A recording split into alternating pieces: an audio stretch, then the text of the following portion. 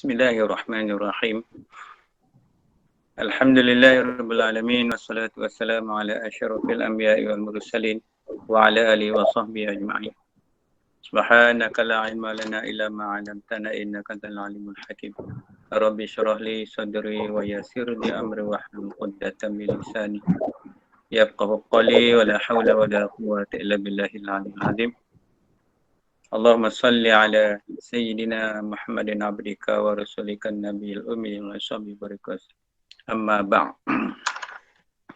Alhamdulillah, syukur kepada Allah Subhanahu Wa Taala. So, jadi malam ini seperti mana kebiasaan kita, malam yang ke-8, tak silap saya. So kita masih lagi di majlis zikrullah, majlis zikir. Dan kita cuba nak latih diri kita ni agar sentiasa dalam keadaan sentiasa berzikrullah. Maknanya sentiasa mengingati akan Allah Subhanahu Wa Taala. Jadi hati kita ni satu bahagian saja. Kalau ingat ke Allah, dia lupa kepada maksiat. Bila dia ingat pada maksiat, dia lupa ke Allah. Mustahil orang yang sedang tengok TV tu, duk tengok lagu, duk tengok apa orang menyanyi, menari itu dia boleh ingat ke Allah. Kan? Hati itu lebih rindu, lebih asyik, lebih suka kepada apa lagi. Maksudnya dia tak boleh ingat dua benda yang berlawanan pada satu masa yang sama. Dalam masa dia buat maksiat, dia nak ingat ke Allah, tak mungkin. Maknanya dia kena, kalau ingat ke Allah, ingat ke Allah. Kalau dia zikir, zikir. Kalau dia buat maksiat, itu susah lah. Sebab maksiat ni perkara yang bercampur aduk dengan iblis. Maksiat ni benda yang bercampur dengan syaitan, dengan nafsu amarah. Macam mana nak duduk sekali dengan benda baik? Macam mana nak duduk sekali dengan taat kepada Allah? Dia maksiat ni dalam kufur, maksiat berat. Maksiat ni perkara yang sangat berat. Pasal hukuman dia azab. Itu nama dia maksiat. Apa saja maksiat? Maksiat telinga, maksiat mata. Jadi lawan dia iman dan taat. Jadi bila orang yang ada iman, ada taat kepada Allah, dia tak nak kepada maksiat. Walaupun maksiat itu pada pandangan dia kecil. Contohnya kan kita tengok orang yang suka kepada hiburan. Hiburan ni bercanggah langsung dengan zikrullah. Orang yang ingat kepada Allah tu dia berzikir. Tapi orang yang dengar main hiburan apa tak kisahlah. Dalam FB ke, dalam handphone ke dia nak tengok. Kan? Hiburan yang menyeronokkan syaitan lagi. Maknanya dia menggamit, memanggil syaitan ke dalam diri dia. Kalau duduk di rumah, dia suka kepada muzik-muzik, lagu-lagu, maknanya dia menjemput syaitan masuk. Malaikat lari. Malaikat tak duduk. Bila dia buka Quran, dia baca Quran. Bila dia zikir, bila dia beramal ibadat, maka malaikat datang kepada dia. Jadi rumah yang dipenuhi dengan cahaya nurullah tu, rumah yang ada disebut nama-nama Allah. Bila dia bawa masuk lagu dan irama, muzik dan sebagainya, rumah tu akan dipenuhi dengan syaitan. Maka datang perkara-perkara yang buruk-buruk. Benda-benda yang tak elok ke dalam rumah kita tu. Sebab apa? Sebab kita menjemput syaitan tu masuk ke dalam rumah. Ni yang patut Islam melarang. Sebab tu Nabi sendiri ketika Aisyah nak tengok orang main muzik, Nabi angkat Aisyah tengok. Tapi yang muzik tu dia main yang gendang yang sebelah ya. Orang bertepuk macam rebana tu. Sedangkan irama lain tak boleh main sebab itu benda haram. Sebab iblis kata apa? Aku adalah imam kepada segala kejahatan. Dan seruling tu adalah muazzin bagiku. Manakala muzik-muzik lain tu, alat-alat muzik tu adalah makmum bagiku. Jadi iblis itu dahlah dia mengaku dia tu ketua segala kejahatan, imam segala kejahatan. Seruling tu muazzin bagi dia.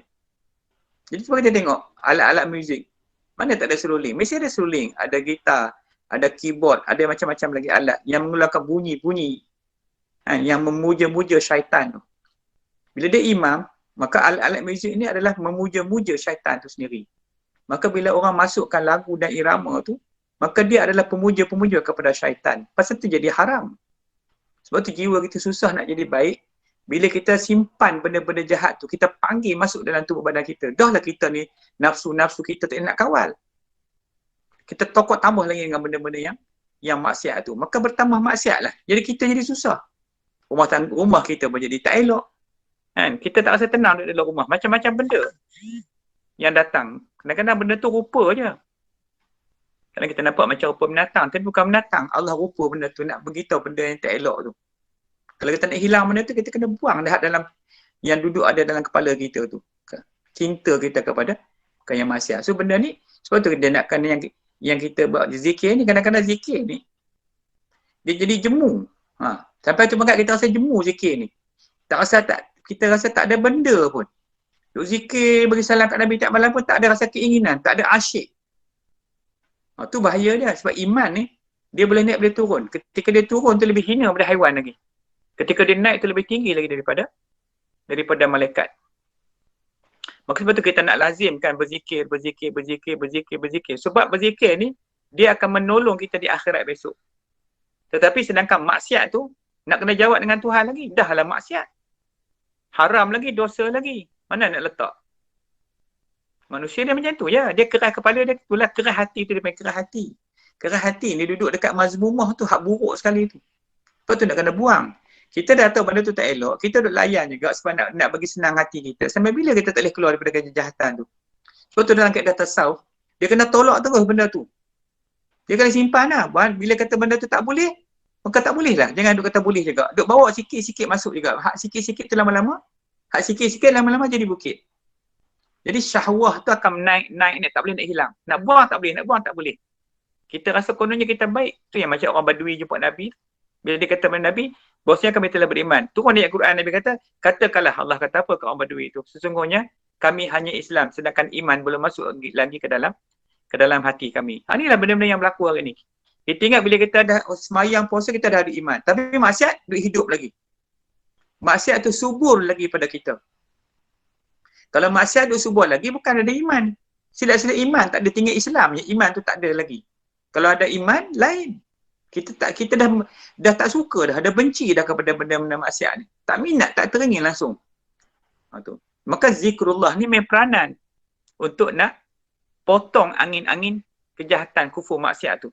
Kufur maksiat ni bukan main-main. Kufur dan maksiat. Dia sekali. Kufur dengan maksiat. Mana orang yang engkar derhaka kepada Allah tu. Tu maksiat. Sebab Allah larang maksiat tu. Maksiat tu benda haram. Kita ingat tak apalah sikit-sikit kan. Layanlah mata sekejap. Kita duk anggap macam itu. Dia benda beriman ni. Bila kata tolak, dia kena tolak 100%. Tak boleh duk simpan-simpan lagi. Lepas tu dia akan makan kita balik. Maksiat ni macam api. Dia bakar dalam hati kita tu. Kita bukan nampak. Tapi orang tengok kita, orang nampak. Begitu. Okey. Jadi tujuan kita nak berzikir malam-malam ni, kita buat gila. Ini pun tak tahu berapa lama kita boleh buat. Mungkin semasa COVID ni ada waktu lagi. Saya pun insyaAllah malam-malam tak ke mana musim PKP ni, kita ada free. So kita cuba hidupkan malam-malam ni sama-sama. Kita niat kita, ya Allah, aku nak keluarkan segala kufur maksiat ni. Jangan duk simpan lagi. Jangan duk rasa sayang lagi dengan maksiat ni. Kalau umur 20-30 tak apa. Kalau umur dah 50-60, tak duduk suka benda tu lagi, tu teruk sangat lah tu. Umur muda tak apa lah. Lagi kalau tak apa. Tak boleh juga. Tak boleh dibiasakan benda maksiat ni. Lama-lama ketagih. Benda jahat ni dia ketagih. Nanti kita sambung lagi kuliah insyaAllah.